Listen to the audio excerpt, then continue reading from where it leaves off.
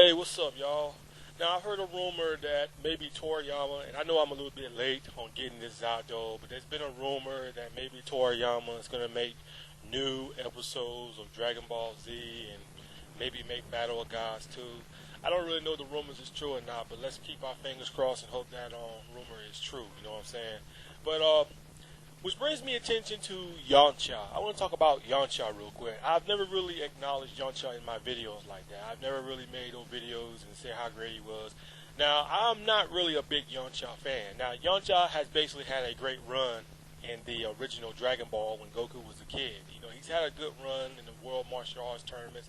He's had some very good fights. I can't say like they're like classic, but you know, he pretty much had a good run in Dragon Ball. But in Dragon Ball Z, when Dragon Ball Z came around and he went up against Vegeta and Nappa, and when he died by that Cyberman, that was the beginning of the end of Yamcha's run on Dragon Ball Z. That was the beginning of his burial, right there, getting buried. And ever since Yamcha died by that Cyberman, Yamcha has been getting buried bad in Dragon Ball Z. Now, I decided to go back and watch a few Dragon Ball Z video clips about Yamcha. I went on YouTube and I watched a couple of clips of Yamcha, you know, all the way back from the beginning of Dragon Ball to Dragon Ball Z. And, you know, back then I didn't really pay too much attention to Yamcha because I didn't really care about him like that. I mean, it just was nothing interesting about Yamcha. I guess because he was human and he was a weakling. Because that's what I've always said about Yamcha. I've always looked at him as a weakling. But looking back at Yamcha, looking back at him now, I kind of feel bad for him in a way. And the reason why I kind of feel bad for him, because like I was saying, ever since he was killed by that Cyberman on Earth, that was the beginning of the end of Yamcha, you know, being buried right there. You know, he's been buried a lot on Dragon Ball Z since he got killed by that Cyberman. And boy, oh boy, the Yamcha really got buried bad in Dragon Ball Z. Not only did he got killed by the Cyberman, but you know, I think it was Dr. Jerome or whatever, Android 20 or Android 19. I think it was Android, whatever. I know what you call Android 19 or 20. One of them, I'm trying to remember though, was observing. It was Dr. Jerome though that had Yamcha, and he was absorbing the Yamcha's power. And the next thing you know, he just bust a hole through Yamcha's stomach or his chest or whatever, though. And Yamcha's been getting buried bad. He's been getting buried real bad in Dragon Ball Z. After Dr. Sharon put him down and put a hole through his chest or his stomach, he went in. I don't know, man. He just didn't really have a great run in Dragon Ball Z. He just didn't have a good run. I know in the Majin Buu saga, he didn't really do shit. He didn't really do a damn thing. I remember when Super Buu was turning everybody into candy, Yamcha was just sitting there running. Instead of just sitting there trying to fight and trying to protect, even though he knew he was going to get his ass whooped. And that's one thing I give Krillin. Krillin knew that he didn't stand a chance against Super Buu, but he tried anyway. You know what I'm saying? But Yamcha, he didn't even try. He just started running and everything like that. He just ran, everything like that. Didn't try to defend or do nothing. But then as soon as he died and went to other worlds, you know what I'm saying, he didn't, he started fighting some of the fight guys in the other worlds. But I don't know, man. Yamcha has not really had a great run in Dragon Ball Z. Yamcha has basically became more of a comedy. I mean, Bulma even dumped him. Let's not forget about that. Bulma has dumped Yamcha. That's another getting buried right there. She dumped Yamcha over Vegeta. And you know something? Looking back at Yamcha, I was sitting here thinking to myself, you know, ever since Goku became a Super Saiyan, and Vegeta and Trunks and all them became a Super Saiyan, everybody stopped caring about Yamcha. More people was paying more attention to Goku, Vegeta, Piccolo. You know, more people was really talking about that than they were about Yamcha. And you know something? If Toriyama ever do decide to make new episodes of Dragon Ball Z, I think he should make a 30 or 40 episode about Yamcha only. He should make an episode about Yamcha, you know, Yamcha's quest. Yamcha should really be repackaged because this guy is useless in Dragon Ball Z. He's very useless. I mean, hell, Krillin and Tien can whoop his ass. I wouldn't be surprised if Chaozu can whoop Yamcha's ass. Now, that's really sad right there. If Chaozu can whoop Yamcha's ass, in which I think Chaozu can beat Yamcha. I think he can. But I think Toriyama really needs to repackage Yamcha. He really needs to repackage him.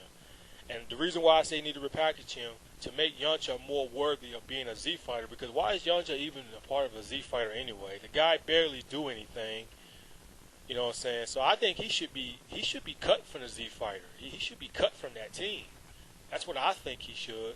But like I was saying, I think Toriyama should repackage this guy. Make Yamcha go on a quest and challenging fighters out there and getting stronger. You know what I'm saying?